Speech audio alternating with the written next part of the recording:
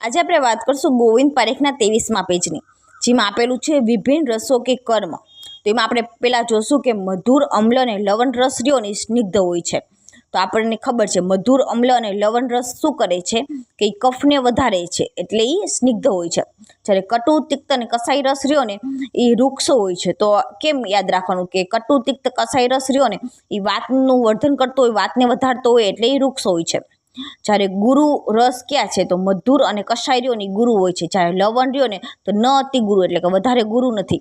જ્યારે લઘુમાં આવશે અમ્લ, કટુ અને તિક્ત, એ લઘુ રસ છે.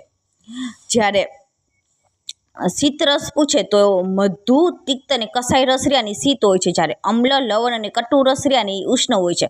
તો એમ યાદ રાખવાનું કે મધુ, તિક્ત અને કસાઈ રસ શું કરે કે પિત્તને ઘટાડતા હોય, એટલે એ શીત હોય છે. જ્યારે અમ્લ, લવણ અને કટુ રસ શું કરતા હોય, પિત્તને વધારતા હોય છે, એટલે એ ઉષ્ણ હોય છે. હવે આપણે વાત કરશું આચાર્ય ચરક પ્રમાણે. મેં પહેલાં મધુર રસ કીધેલો છે કે જે હોય છે સ્નિગ્ધ હોય છે, શીત અને ગુરુ હોય છે. શરીર સાત્મીય હોય છે, એટલે કે મધુર રસ રહ્યો ને જન્મથી જ સાત્મીય હોય છે. એ રસ, રક્ત, માંસ, મેદ, અસ્થિ, મજ્જા, શુક્ર, અભિવર્ધન, એટલે કે રસ, રક્ત, માંસ, મેદ, અસ્થિ, મજ્જા, શુક્ર અને ઓજનું વર્ધન કરે છે. આયુષ્ય વર્ધક હોય છે. ષડી ઇન્દ્રિય પ્રસાદનો, એટલે કે 5 જ્ઞાનેન્દ્રિય અને મનને પ્રસન્ન કરનાર હોય છે. પ્રીણન, જીવન અને તર્પણ કરનાર હોય છે. બૃહન અને સ્થૈર્ય કર હોય છે. બલ, વર્ણ, કર હોય છે. બલ્ય, ત્વચીય, કેશીય અને કંઠીય હોય છે. દાહ, મૂર્છા પ્રશમન કરે છે અને તૃષ્ણા, દાહ પ્રશમન કરે છે. પિત્તઘ્ન, વિષઘ્ન અને મારુતઘ્ન કીધેલું છે. શીન, સત, સંધાનકર કીધેલું છે. ધ્રાન, મુખ, કંઠ, ઓષ્ટ, જીવા, પ્રહલાદન, એટલે કે નાક, મુખ, કંઠ, ઓષ્ટ, જીવાને સાફ કરનાર કીધેલું છે. ષટપદ, પીપલિકા, નામ, ઇષ્ટતમ, એટલે કે ભમરા, કીડીઓને પણ પ્રિય હોય છે. આચાર્ય વાગ્ભટ્ટ પ્રીણન અમ્લરસ માટે કહે છે. હવે આપણે વાત કરશું અતિ સેવન છે. એટલે આપણે મધુર રસનું વધારે સેવન કરીએ તો શું થાય? સ્થૌલ્યમ, એટલે કે આપણે વેટ ગેઇન થશે. કંઠ, આસ્ય, માંસાભિવૃદ્ધિ, એટલે કે આસ્ય એટલે કે મુખ અને કંઠના માંસની વૃદ્ધિ થશે. માર્દવ, એટલે કે મૃદુતા લાવશે. આલસ્ય, એટલે કે બોડી વધી જાય, એટલે શું થાય? આપણને આળસ આવે, એટલે કે લેઝીનેસ આવશે. આલસ્ય. ગૌરવ, હેવીનેસ લાગશે. અતિ સપનમ, એટલે કે વધારે નિંદ્રા આવશે. અન્નાભિલાષ, એટલે કે આપણે સ્વીટ વસ્તુ છે ને બહુ વધારે ના ખાઈ શકીએ, કારણ કે એ પછી ઈચ્છા ના થાય ખાવાની. તો એ અન્નાભિલાષ કીધેલું છે, મધુરસ માટે કીધેલું છે. વધારે મધુરસનું સેવન કરવાથી શું થાય? અન્નાભિલાષ થાય. અગ્નિ દૌર્બલ્ય થાય. આહના અને અલસક થાય. શ્વાસ, કાસ, પ્રતિશ્યાય અને શીતજ્વર થાય છે. આસ્ય, માધુર્ય, એટલે કે મુખને મધુર કરી નાખે છે. અને વમથું, વધારે મધુર રસનું સેવન કરવાથી વમન થાય છે. સંજ્ઞા, સ્વર પ્રનાશક, એટલે કે સંજ્ઞાનો નાશ કરે છે. એટલે આપણે જોયું તો હાઇપરગ્લાયસેમિયાવાળા પેશન્ટ વધારે સ્વીટ ખાઈ લે તો શું થાય? બેભાન થઈ જાય છે.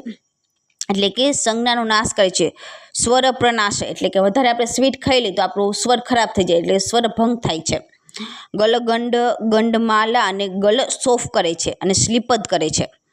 બસ્તી, ધમની અને ગલોપલેપ, એટલે કે બસ્તી, ધમની અને ગલા પર લેપ કરી નાખે છે, ઉપલેપ કરી નાખે છે. આક્ષ્યામયાન, એટલે કે અક્ષી વિકાર કરે છે, આંખના વિકાર કરે છે. અભિષ્યંદા નિત્વેવમ પ્રભૃતિન, એટલે કે અભિષ્યંદ વગેરે કફજ વિકારને ઉત્પન્ન કરે છે. હવે આપણે વાત કરીશું અમ્લરસ, કે અમ્લરસ સ્નિગ્ધ, ઉષ્ણ અને લઘુ હોય છે. ભક્તમ રોચિયતી, એટલે કે ભોજનમાં રુચિ ઉત્પન્ન કરે છે. અગ્નિ દીપ્યતી, અગ્નિને દીપન કરે છે. દેહમ બૃહયતી, એટલે કે દેહનું બૃહન કરે છે. ઉર્જયતી, એટલે કે ઉર્જા આપે છે. બલમ વર્ધયતી, એટલે કે બલ વધારે છે. મનો બોધયતી, એટલે કે મનને જાગૃત કરે છે. ઇન્દ્રિયાની દ્રઢીકરોતી, એટલે ઇન્દ્રિયોને મજબૂત કરે છે. આ મોસ્ટ ટાઈમ છે, એકવાર પૂછાયેલું છે એક્ઝામમાં કે ઇન્દ્રિયાની દ્રઢીકરોતી કયા રસનું લક્ષણ છે? તો એ અમ્લ રસનું લક્ષણ છે. હૃદયમ તર્પયતી, હૃદયનું તર્પણ કરે છે. પ્રીણયતી, પ્રસન્ન કરે છે. ક્લેદયતી, એટલે ભોજનનું ક્લેદન કરે છે. જરયતી, એટલે કે પાચન કરે છે. વાતાનુલોમયતી, વાતનું અનુલોમન કરે છે. ભુક્તમ અપકર્ષયતી, એટલે ભોજનને નીચેની તરફ લઈ જાય છે. તો આઈએમપી છે, ભોજનને નીચેની તરફ કયો રસ લઈ જાય છે? તો અમ્લ રસ લઈ જાય છે. આસ્યમ સ્ત્રાવ્યતી, એટલે કે મુખને સ્ત્રાવયુક્ત કરે છે. અષ્ટાંગ હૃદય મૂઢ વાતાનુલોમન કહે છે અમ્લરસને. હવે આપણે વાત કરશું અતિસેવન, કે અમ્લ રસના અતિસેવનથી શું જોવા મળે, કે દંતાન હર્ષયતી એટલે કે દંત હર્ષ જોવા મળશે, એટલે કે દાંત રહ્યાને અંબાઈ જશે. તર્પયતી એટલે કે તૃષ્ણા ઉત્પન્ન થશે. સંમિલયત્ય અક્ષિણી એટલે કે આંખો મીચાઈ જશે. સંવેજયતી લોમાની એટલે કે લોમ હર્ષ થશે, એટલે કે રૂવાટા ઊભા થઈ જશે, એટલે કે રોમાંચ થશે. કફમ વિલાપ્યતી એટલે કે કફને પીગાળી નાખે છે. પિત્તમ અભિવર્ધયતી એટલે કે પિત્તનું વર્ધન કરે છે. રક્તમ દુષ્યતી રક્તને દૂષિત કરે છે. માસમ વિદહતી એટલે કે માંસમાં વિદાહ કરે છે. કાયમ શિથિલીકરોતી એટલે કે દેહમાં શરીરમાં શિથિલતા ઉત્પન્ન કરે છે. શીન શત કૃશ દુર્બલાનામ સ્વયથુમ આપદયતી એટલે કે શીન શત કૃશ અને દુર્બલ વ્યક્તિમાં શોથ ઉત્પન્ન કરે છે.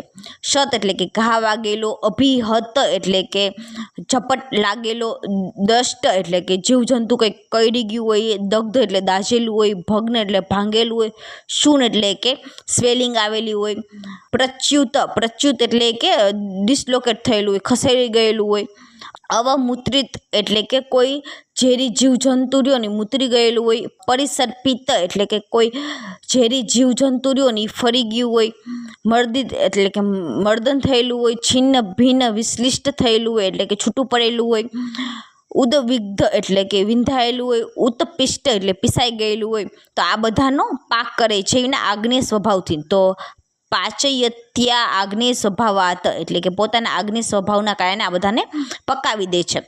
કંઠ ઉર હૃદયમ પરિદહતી એટલે કે કંઠ ઉર અને હૃદયમાં દાહ કરે છે. હવે આપણે જોશું લવણ રસ. તો એ સ્નિગ્ધ હોય છે, ઉષ્ણ હોય છે અને ના અત્યર્થ ગુરુ એટલે કે વધારે ગુરુ નહીં હોય. સર્વ રસ પ્રત્યનિક ભૂત એટલે આપણે રસોઈ બનાવી તો આપણે બધા રસ બરોબર નાખી, આપણે મરચું, લીંબુ બધું બરોબર નાખી, પણ આપણે મીઠું વધારે નાખી દઈએ તો આપણને ખાલી ખારું જ લાગશે રસોઈ. તો કારણ કે એ શું હોય, સર્વ રસ પ્રત્યનિક ભૂત, કે લવણનો એક ગુણ છે કે સર્વ રસ પ્રત્યનિક ભૂત એટલે કે બીજા બધા રસનો એ દુશ્મન હોય છે, બીજા બધા રસને સપ્રેસ કરી નાખે છે, ખાલી આપણને લવણ રસ જ આવે. માર્ગાન વિશોધ્યતી એટલે કે માર્ગોનું વિશોધન કરે છે. સર્વ શરીરા અવયવાન મૃદુ કરોતી શરીરના બધા અવયવોને મૃદુ કરે છે. રોચયત્ય આહારમ એટલે કે આહારમાં રુચિ ઉત્પન્ન કરે છે. આહાર યોગ્ય આહાર માટે ઉપકારક છે. આશ્યમ સ્ત્રાવ્યતે એટલે કે મુખને સ્ત્રાવયુક્ત કરે છે. વાતહર હોય છે. જ્યારે કફમ વિષ્યંદ્યતી એટલે કે કફને બહાવે છે. સ્તંભ બંધ સંઘાત વિધમન એટલે કે સ્તંભ એટલે કે સ્ટીફનેસ એટલે કે જડતા, બંધ અને સંઘાતનો નાશ કરે છે. દીપન, પાચન, છેદન, ભેદન, ક્લેદન, ચિયવન એટલે કે ખસેડનાર. તીક્ષ્ણ, સર, વિકાસી, વિષ્યંદી હોય છે અને સ્ત્રંસ્ય અવકાશ કરો એટલે કે અવકાશ કરનાર હોય છે.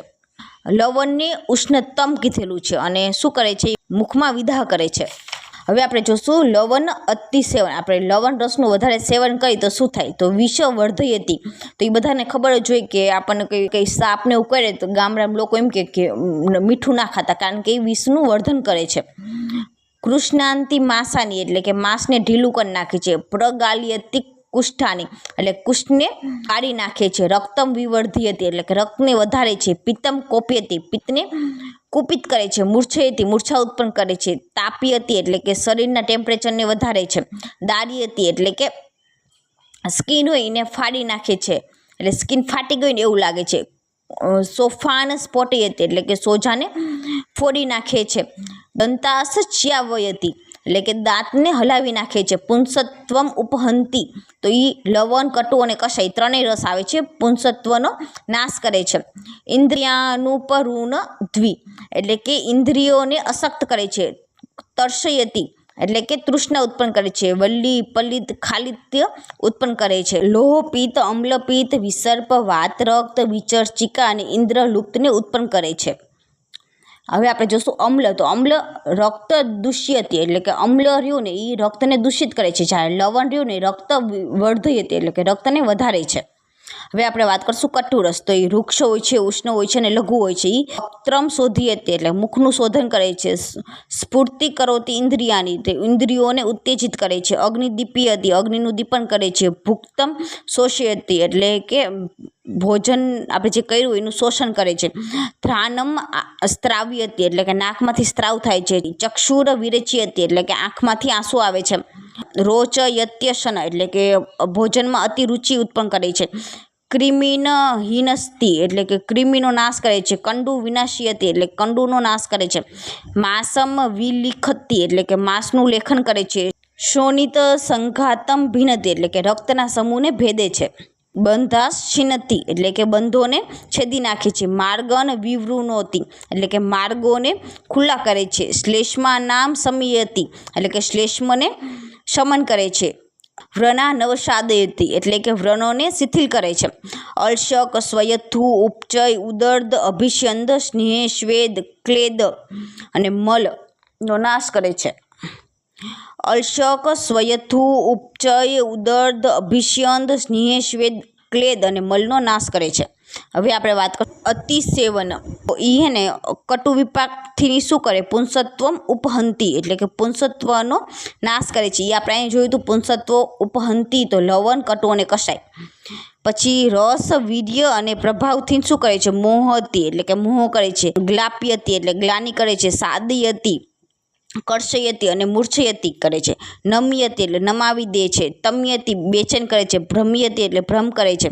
કંઠમ પરિદહતી એટલે કંઠમાં દાહ કરે છે. શરીર તાપમ ઉપજન્યતી એટલે કે શરીરના તાપને ઉત્પન્ન કરે છે. બલમ ક્ષીણોતી એટલે બલને ઓછું કરે છે. તૃષ્ણામ જનતી એટલે કે તૃષ્ણા ઉત્પન્ન કરે છે. વાયુ અગ્નિગુણ બાહુલ્યાદ એટલે કે વાયુ અને અગ્નિગુણ વધારે હોવાથી શું કરે છે? ભ્રમ દવથુ એટલે કે દાહ કરે છે. કમ કરે છે. તોત કરે છે. ચરણ ભુજ પાર્શ્વ પૃષ્ઠ વગેરેમાં વાત જ વિકાર ઉત્પન્ન કરે છે. હવે આપણે વાત કરીશું તિક્ત રસ. તો એ વૃક્ષ શીત અને લઘુ હોય છે. સ્વયં અરોચક હોય છે પરંતુ એ અરોચક નાશક હોય છે. જ્વરગ્ન દીપન પાચન અને લેખન કરે છે. સ્તન્યનું શોધન કરે છે. મોસ્ટ ટાઈમ છે. ત્વચા માંસને શિથિલ કરે છે. વિષગ્ન હોય છે. કૃમિઘ્ન હોય છે. મૂર્છા દાહ કંડુ કુષ્ઠ અને તૃષ્ણાનું શમન કરે છે. ક્લેદ મેદ વસા મજા લસિકા પુય શ્વેદ મૂત્ર પુરીશ પિત્ત કફ આ બધાનું શોષણ કરનાર હોય છે. અતિસેવનથી શું થાય? તો એના વૃક્ષ ગુણના કારણે ખર અને વિષદ સ્વભાવથી શું કરે કે રસ રક્ત માંસ મેદ અસ્થિ મજા અને શુક્રનું શોષણ કરે છે.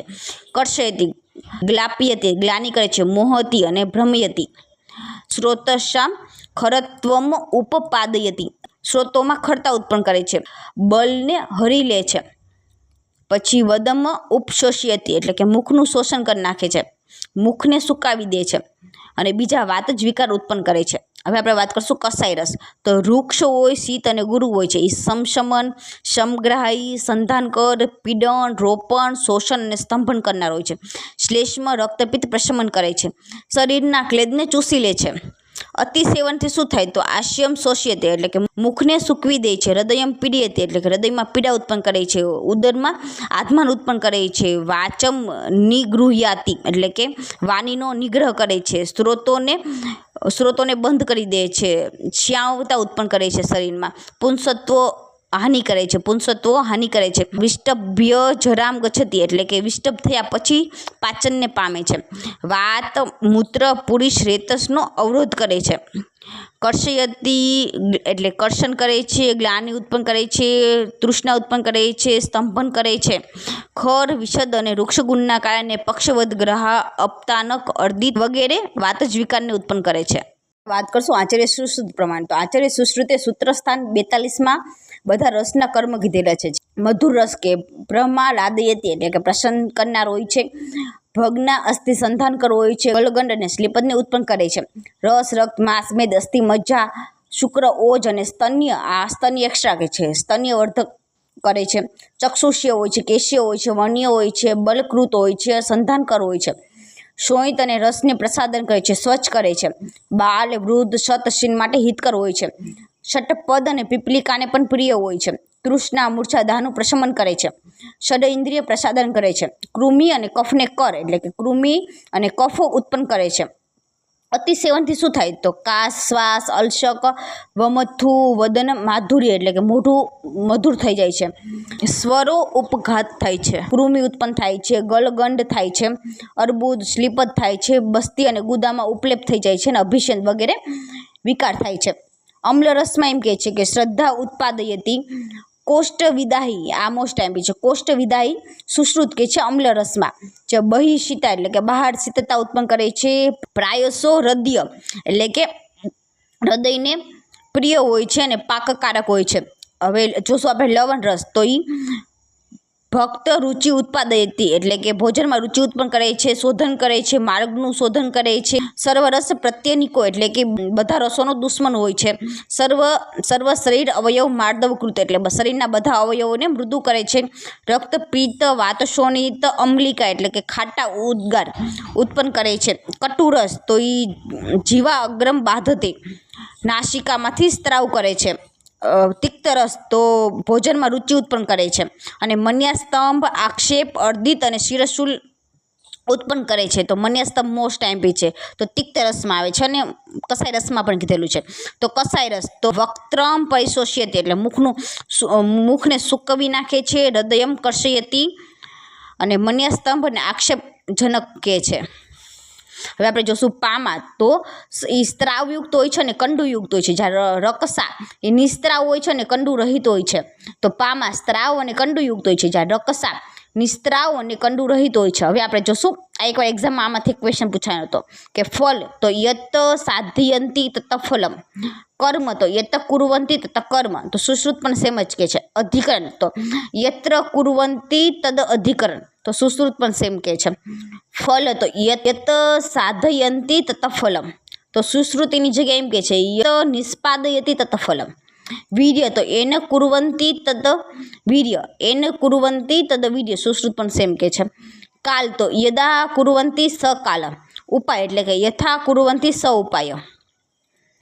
તો આ એક જ ડિફરન્ટ છે બેમાં, આચાર્ય ચરક અને સુશ્રુત આ બે એક ડિફરન્ટ કહે છે. તો ફલ તો એ મોસ્ટ ટાઈમ છે, એક્ઝામમાં એકવાર આ સુશ્રુતવાળું પૂછવાનું હતું. યત સાધયંતી તત ફલ, તો એ ફલ ચરક કહે છે.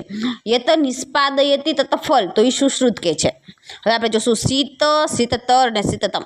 તો તિક્તરીઓની શીત હોય છે, જ્યારે શીતતર પૂછે ને તો કષાય હોય છે, જ્યારે શીતતમ પૂછે ને તો મધુર હોય છે, એટલે મધુ વધારે શીત હોય છે. હવે એવી રીતે આપણે ઉષ્ણ, ઉષ્ણતર અને ઉષ્ણતમ જોશું. તો કટુ, અમ્લ અને લવણ. ગુરુ, ગુરુતર અને ગુરુતમ, તો લવણ, કષાય અને મધુર. લઘુ, લઘુતર અને લઘુતમ, તો અમ્લ, કટુ અને તિક્ત. સ્નિગ્ધ, સ્નિગ્ધતર અને સ્નિગ્ધતમ, તો લવણ, અમ્લ, મધુર. વૃક્ષ, વૃક્ષતર અને વૃક્ષતમ, તો તિક્ત, કટુ અને કષાય. Thank you.